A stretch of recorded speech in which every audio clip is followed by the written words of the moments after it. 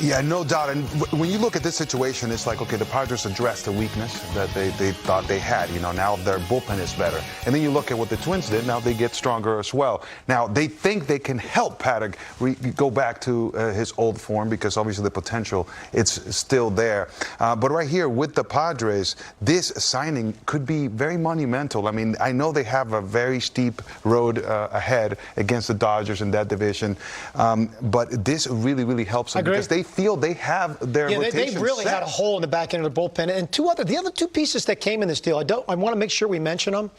You know, Pagan, if he's the 2019 version of Pagan, and relievers, as BK, you know, they're mercurial. They're up and they're down. There's not a lot of, you know, perfect linear view of these guys. If he's that kind of guy in 2019, where he had 20 saves for the Rays. Now, the Twins have a really interesting bullpen. But Brent Rooker, you know, he was a 35th pick overall in that year's draft. It's a right-handed bat. It's got power to it. And the Padres right now have a huge opening in left field. So this kid may get a legitimate opportunity to be an everyday player for them. All right, we have breaking news as well. Again, that trade happened earlier in the day. It's old news already, but it's a big deal. But this breaking as well. This is from Robert Murray on Fansided. Ke'Bryan Hayes and the Pirates in agreement, 8-year, $70 million contract that includes a club option for a 9th season. Ke'Bryan Hayes, by the way, getting ready for his age 25 season.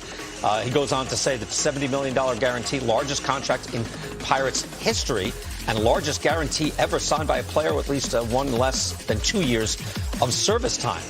That's the largest contract in Pirates history? Wow, Jason Kendall was the previous high, so it's been a while since the Pirates have spent that kind of money. I just want to point out, the OPS plus last year for Ke'Bryan Hayes, only 87, but he was an outstanding defensive player. And the year before, Carlos, he had monstrous numbers, but only for 95 plate appearances. So who's the real guy that they signed here to get for a long period of time? You know, this is a move that you could say, well, this is risky, but when you think about it and you see the talent that you have and you tell yourself, I can help him develop. And remember, development does not end when you make it to the major leagues. As a matter of fact, in this particular case, it's continuous, right? So he's still developing. So if I am the Pittsburgh Pirates, I know that I can improve this player and make him really realize his full potential. Then this is a bargain. What kind of player am I getting? He hasn't yet shown us what he can do. I think he's so much better than what we have seen. Yeah, well, no one knows him better than the Pirates because they've drafted him and they developed him. I love this. I think when small market clubs identify what they think are going to be their future aircraft carriers, their cornerstones, to be able to lock them up with risk, because you don't know what the player is going to turn out to be, you begin to create a foundation for the culture of your team and for your fan base. Hey, these guys are going to be around for a while.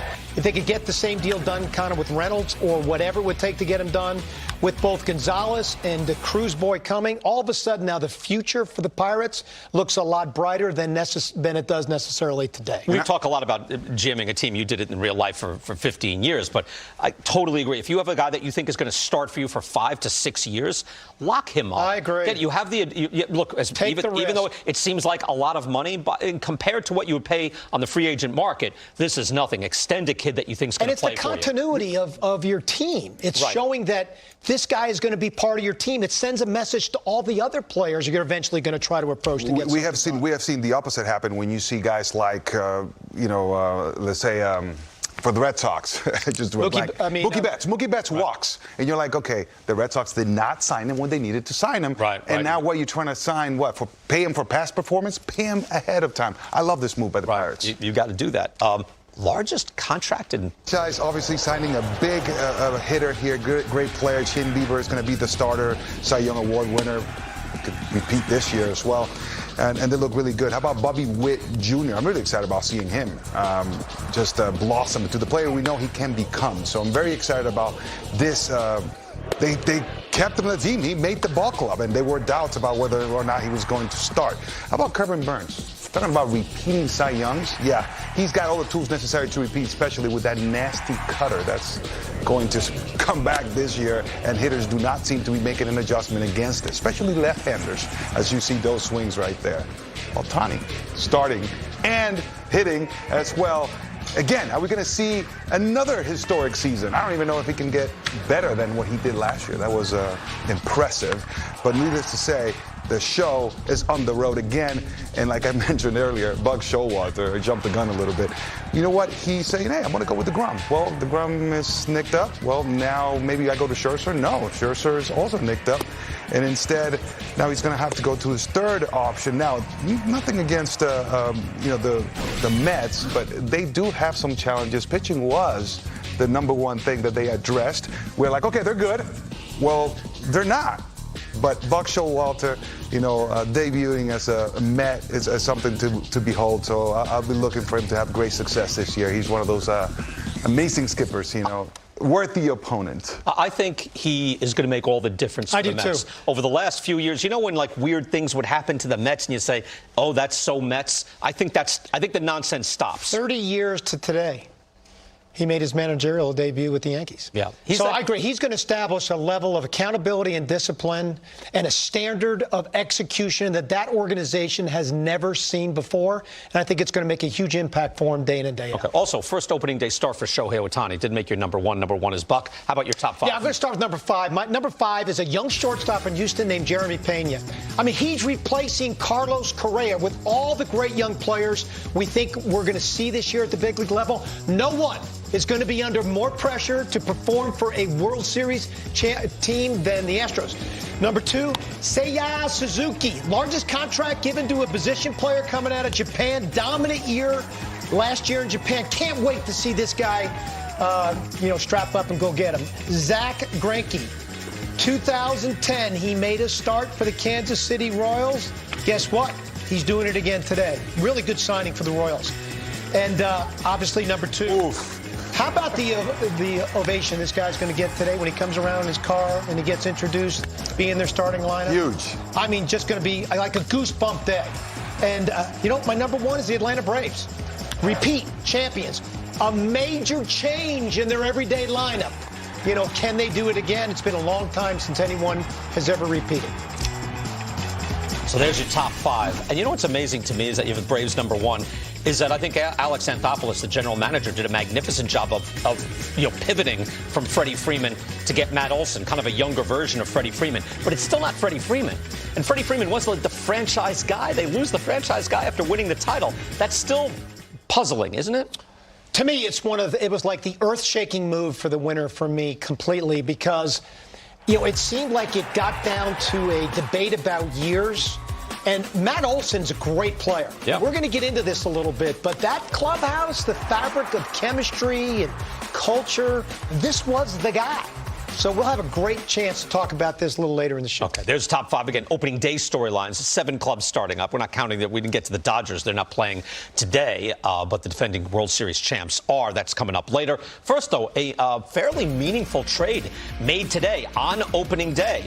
The Padres and the Twins mixing it up. Taylor Rogers, very good relief pitcher the last 5-6 years, going to the Padres along with Brent Rooker, an outfielder. And the Twins getting back starting pitcher Chris Paddock and reliever Emilio Pagan. Paddock, interesting, 26 years old, age 26 season, ERA over 5, but once highly regarded. Derek Falvey of the Twins was just on high heat. Here's what he had to say. I think this year, obviously, we've had a shortened spring training, so we don't think we're fully built up across the way like we normally would be entering the season. So that's where the depth of our group, we hope, is going to shine. A young kid like Josh Winder, who's going to make our team here on opening day, and we think the world of, who pitched in the Futures game last year, had a great spring training. Duran, who threw the ball as well as anybody in spring training as well. We think those guys are going to be a big part of this right from the get-go here on opening day, but we're going to have to lean on others to step up through the course of the season as well. See, now normally I've been talking about, A.J. Preller making another deal, but actually Derek Falvey, the Twins, they've been Thad Levine with him as well. In the last month, and you see now there's the starting rotation. Joe Ryan, Sonny Gray, still need more. Chris Archer recently signed up Chris Paddock, but they have in the last month signed Carlos Correa, Sonny Gray, Gary Sanchez, Gio Urshela, Chris Paddock. Also, starting back, trading Mitch Garver for Isaiah Kiner-Falefa, who they then flipped over and packaged to the Yankees. Kiner-Falefa and Josh Donaldson going over. They also signed Joe Smith in the middle of the. Dan, Let's take it from the Twins' point of view. Your thought on Taylor Rogers, a very good relief pitcher. What are the Twins looking for with all this activity? Well, I think, again, I think the key to this deal is Paddock. He's 26 years old. They have 3 more years of control. Rogers is a free agent at the end of this season. So they picked up a lot of control. BK, if they can get to Paddock in 2019, you know, you had mentioned his ERA last year, but his FIP was only 3.78. So it gets down to health. If the elbow's healthy, and I'm sure they did their medicals, if he can further develop the breaking ball, he's a fastball changeup guy. I mean, they've got another younger starter to go into what is relatively a younger rotation. From the Padres standpoint, they had no one to close. When Rogers is right, he's a dominant closer. I mean, it's a lefty that strikes out a lot of guys, doesn't walk a lot of guys. He had some health concerns a year ago. But from the Twins' perspective, keep an eye on a kid named Yohan Duran. He's their young, fireballing right-hander, up to 100. He's been a starter. They put him into the bullpen. Don't think he'll close right away, but I think they will gravitate him towards the back end of their bullpen. And I just think it makes the Twins' pitching from the top of their rotation to the bottom of their bullpen much more deeper than it was prior to this deal. Paddock was being shopped. His name had popped up before. And take a look at Rogers compared to some of the other top relief pitchers in the game. He's been steady the last 5-6 years. His ERA plus, this is going back to 2017, so that's 5 years.